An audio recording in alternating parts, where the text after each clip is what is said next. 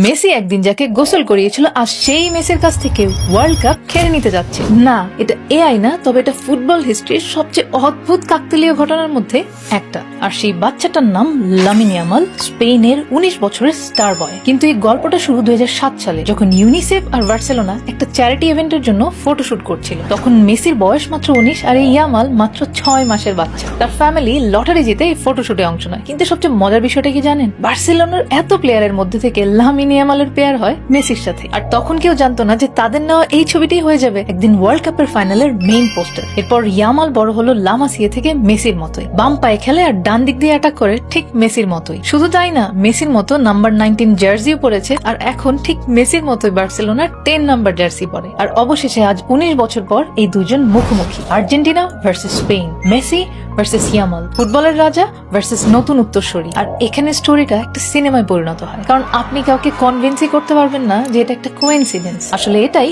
Destiny. এটা ফুটবলের লেখা এমন এক স্ক্রিপ্ট যেটা 20 বছর আগেই বানানো হয়েছে। কারণ কিছু ছবি শুধু ছবি না, এটা ভবিষ্যতের ইশারা। আর তাই আর্জেন্টিনা বা স্পেন যেই জিতুক না কেন, মেসি আর ইয়ামালের এই ছবিটা ফুটবল হিস্ট্রির সবচেয়ে সুন্দর ইশারার মধ্যে